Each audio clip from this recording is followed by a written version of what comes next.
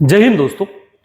बांग्लादेश में जब लंबे वायलेंस के बाद में वहां तख्ता पलट किया गया, शेख हसीना सरकार को बाहर कर दिया गया और जब इंटरिम सरकार का फॉर्मेशन हुआ तो ये लगा कि अब वायलेंस बंद हो जाएगा। अब जो हिंदुओं पे हो रहा है अत्याचार उसको भी बंद कर दिया जाएगा और जो हिंदू जो माइनॉरिटी में जो लगभग 8% ही रह गए हैं 25% से घटकर उन पर हो रहा अत्याचार भी बंद होगा। पर समय के साथ वो रुकने का नाम नहीं ले रहा और ये जो नई इंटरिम सरकार है जो एक नोबल लिटरेट द्वारा चलाई जा रही है, एक नोबेल प्राइज विनर द्वारा चलाई जा रही है, वो कहते हैं कहीं फेल हो रही है माइनॉरिटी पर हो रहे वायलेंस को रोकने में। अभी रिसेंटली न्यूज आई कि इस्कॉन के जो मींस एक प्रिस्ट हैं, जो एक चीफ इंडिविजुअल हिंदू कम्युनिटी के माने जाते हैं, चिन्मय कृष्णदास, उनको वहां की पुलिस ने अरेस्ट कर लिया। वहां के इंटेलिजेंस एजेंसी जो है उन्होंने अरेस्ट कर लिया। उन पर इल्जाम लगाया जा रहा है कि ये एंटी बांग्लादेश एक्टिविटीज में शामिल है। अब इसको लेके बांग्लादेश में एक प्रोटेस्ट स्टार्ट हुआ। प्रोटेस्ट पीसफुल था, बांग्लादेश के अलग अलग एरियाज में था,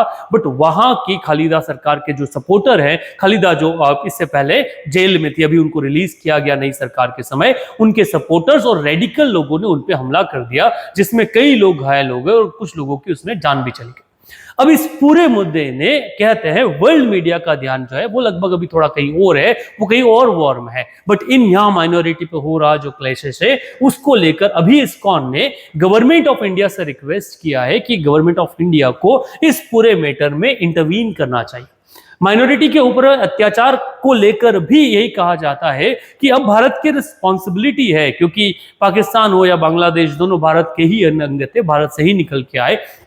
और वहां पर जब डिवीजन हुआ तो ये माना गया था कि जो कम्युनिटीज जहां रह रही है उन सबके राइट्स को प्रोटेक्ट किया जाएगा। इंडिया पर इल्जाम लगाया गया कि हम माइनॉरिटी जो है उनको दबा रहे हैं और हमने दबाने के बाद हमारे यहाँ माइनॉरिटी की जो पॉपुलेशन है वो लगातार बढ़ रही है। पाकिस्तान और बांग्लादेश जो माइनॉरिटी को सपोर्ट कर रहे हैं, वो सपोर्ट के बाद में वहां पॉपुलेशन जो 27 से 30% थी वो घटकर 5, 7 या 8% तक रह चुकी है। अब ये दोहरा रवैया वर्ल्ड द्वारा इन चीजों पर चलाया जा रहा है, जिसको सपोर्ट हमारे इंडिया के कई पॉलिटिकल लीडर्स को भी के थ्रू भी मिलता है, जो अपनी पॉलिटिकल रोटी इस मुद्दे के द्वारा जो है वो सेकना चाहते हैं। बांग्लादेश में हिंदुओं के खिलाफ अत्याचार या हिंदुओं को लेकर कई बार वहां की रेडिकल एजेंसीज जो है उन्होंने क्लेम किया है कि वो बांग्लादेश को पूर्ण रूप से पाकिस्तान या वहां से सेक्युलरिज्म जो उसको खत्म करना चाहते हैं, उसको कंप्लीटली एक इस्लामिक नेशन के रूप में वो लोग कन्वर्ट करना चाहते हैं। और बांग्लादेश सरकार द्वारा इस तरह के जो एक्शन लिए जा रहे हैं वो कहीं ना कहीं इस बात को पुख्ता करते हैं कि